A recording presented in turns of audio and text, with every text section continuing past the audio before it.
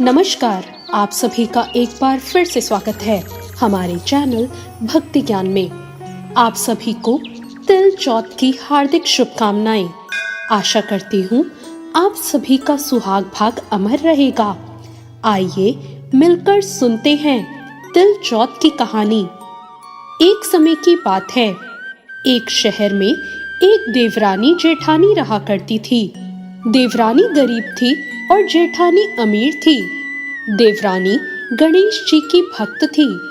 देवरानी का पति जंगल से लकड़ी काटकर बेचता था और अक्सर बीमार रहा करता था।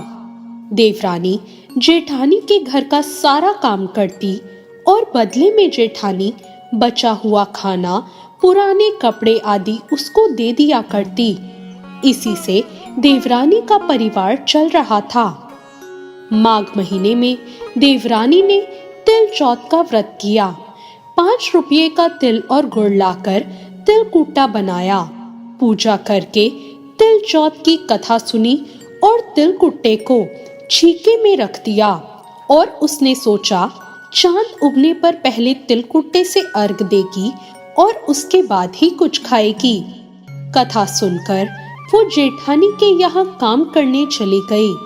खाना बनाकर जेठानी के बच्चों से खाना खाने को कहा तो बच्चों ने कहा, हमारी माँ ने व्रत किया है, माँ भूखी है, जब माँ खाना खाएगी तभी हम खाएंगे। जब जेठ जी को उसने खाना खाने को कहा तो जेठ जी बोले, मैं अकेला नहीं खाऊंगा, जब चांद निकलेगा तब हम सब साथ में खाएंगे। देवरानी ने कहा, मुझे तो घर जाना है, इसलिए आप मुझे खाना दे दो। जेठानी ने कहा, आज तो किसी ने अभी तक नहीं खाया, मैं तुझे अभी से खाना कहाँ से दे दूं? तू सवेरे ही बचा हुआ खाना लेकर जाना। अब देवरानी उदास मन से घर चली आई। देवरानी के घर पर पति और बच्चे सब आस लगाए बैठे थे कि आज तो त्योहार है, इसलिए कुछ पकवान आदि खाने को मिलेगा। लेकिन जब बच्चों को पता चला कि आज तो रोटी भी नहीं मिली तो बच्चे रोने लगे। उसके पति को भी ये देखकर बहुत गुस्सा आया। वो बोला, सारा दिन काम करके भी 2 रोटी नहीं ला सकती, काम क्यों करती है? पति ने गुस्से में आकर उसको कपड़े धोने के धोवने से मारा। मारते हुए धोवना हाथ से छूट गया तो पाटे से मारा। वो बेचारी गणेश जी को याद करती हुई रोते रोते पानी पीकर सो गई। उस दिन गणेश जी उस देवरानी के सपने में आए और कहने लगे, धोवने मारी, पाटे मारी, सो रही है या जाग रही है? वो बोली, कुछ सो रही हूँ, कुछ जाग रही हूँ। गणेश जी बोले, भूख लगी है, कुछ खाने को दे दे। देवरानी ने कहा, क्या दूं? मेरे घर में तो अन्न का एक दाना भी नहीं है। जेठानी बचा खुचा खाने को देती थी, आज वो भी नहीं मिला। पूजा का बचा हुआ तिलकुट्टा छीके में पड़ा है, वही खा लो। गणेश जी ने वही तिलकुट्टा खाया और उसके बाद कहने लगे, धोवने मारी, पाटे मारी, निमटाई लगी है, कहाँ निमटूं? वो बोली, ये घर पड़ा है, जहाँ इच्छा हो वहां निमट लो। फिर गणेश जी बोले, अब पोंछूं कहाँ? देवरानी को बहुत गुस्सा आया कि कब से तंग कर रहे हो। बोली, ऐसा करो, मेरे सिर पर पोंछो, और कहाँ पोंछोगे? अब सुबह जब देवरानी उठी तो ये देखकर हैरान रह गई कि पूरा घर हीरे मोती से जगमगा रहा था। सिर पर जहाँ बिंदायक जी ने पोंछनी करी थी, वहाँ हीरे के टीके और बिंदी जगमगा रही थी। उस दिन देवरानी जेठानी के यहाँ काम करने नहीं गई। अब उसकी जेठानी ने कुछ देर तो उसकी राह देखी, फिर अपने बच्चों को देवरानी को बुलाने भेज दिया।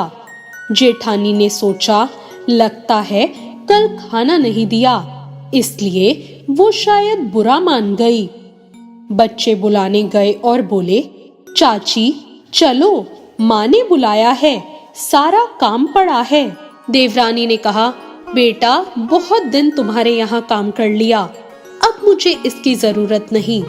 बच्चों ने घर जाकर माँ को बताया, मामा चाची का पूरा घर तो हीरे मोतियों से जगमगा रहा है। जेठानी दौड़ती हुई देवरानी के पास आई और बोली, अरे ये सब कैसे हुआ? देवरानी ने उसके साथ जो भी हुआ वो सब कह सुनाया। अब घर लौटकर जेठानी ने सोचा और अपने पति को कहा, आप मुझे भी धोवने और पाटे से मारो। उसका पति बोला, अरे भली मानस, मैंने तो कभी तुम पर हाथ भी नहीं उठाया, मैं तुम्हें धोवने और पाटे से कैसे मार सकता हूँ? अब वो नहीं मानी और जिद करने लगी। मजबूरन उसके पति को उसे मारना ही पड़ा। मार खाने के बाद उसने ढेर सारा घी डालकर चूरमा बनाया और छीके में रख दिया और सो गई। रात को चौथ बिंदायक जी उसके सपने में आए और बोले, भूख लगी है, क्या खाऊं? जेठानी ने कहा, हे गणेश जी महाराज, मेरी देवरानी के यहाँ तो आपने सूखा चुटकी भर तिलकुट्टा खाया था, मैंने तो झड़ते घी का चूरमा बनाकर आपके लिए छीके में रखा है, फल और मेवे भी रखे हैं, जो चाहे खा लो। गणेश जी बोले, अच्छा अब निपटू कहाँ? जेठानी बोली, उसके यहाँ तो टूटी फूटी झोपड़ी थी, मेरे यहाँ तो महल है, जहाँ चाहे निपट लो। फिर गणेश जी ने बोला, अब पोछू कहाँ? जेठानी बोली, मेरे ललाट पर बड़ी सी बिंदी लगाकर पोंछ लो।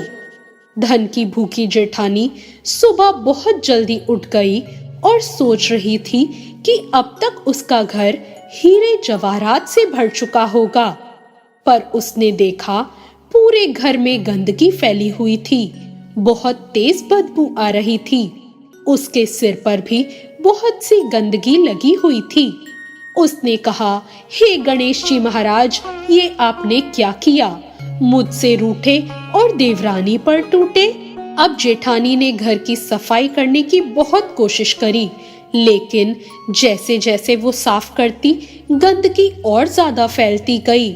जब जेठानी के पति को ये सब मालूम चला तो उसे और भी गुस्सा आया। वो बोला, तेरे पास तो इतना सब कुछ था, फिर भी तेरा मन नहीं भरा। परेशान होकर चौथ के बिंदायक जी से उसने मदद की विनती करी। वो बोली, मुझे माफ करो, मुझसे बहुत बड़ी भूल हो गई। बिंदायक जी ने कहा, देवरानी से जलन के कारण तूने जो किया ये उसी का फल है। अब तू अपने धन में से आधा धन उसे दे देगी, तभी ये सब साफ होगा। उसने आधा धन बांट दिया, लेकिन मोहरों की एक हांडी चूल्हे के नीचे गाड़ दी। उसने सोचा, ये तो किसी को पता नहीं चलेगा कि उसने पूरा धन नहीं बांटा। उसने कहा, हे चौथ बिंदायक, अब तो अपना ये बिखराव समेटो। वो बोले, पहले चूल्हे के नीचे गाड़ी हुई मोहरों की हांडी और यहाँ तक कि ताक में रखी हुई सुई की पाती को भी आधा कर। इस प्रकार बिंदायक जी ने सुई जैसी छोटी चीज का भी बंटवारा करवाकर अपनी माया को समेटा। हे गणेश जी महाराज, जैसी आपने देवरानी पर कृपा करी, वैसी सब पर करना। कहानी कहने वाले, सुनने वाले और हुंकारा भरने वाले सब पर कृपा करना, लेकिन जेठानी को जैसी सजा दी वैसी किसी को मत देना। तो ये थी चौथ बिंदायक की कहानी। आप सभी पर भगवान गणेश और चौथ माता की कृपा हमेशा बनी रहे। आपका सुहाग भाग अमर रहे। आपको आज की ये कथा कैसी लगी, कमेंट कर जरूर बताएं। कथा अच्छी लगी हो तो लाइक जरूर करें और अभी तक भक्ति ज्ञान को सब्सक्राइब नहीं किया है तो सब्सक्राइब करना ना भूलें। धन्यवाद।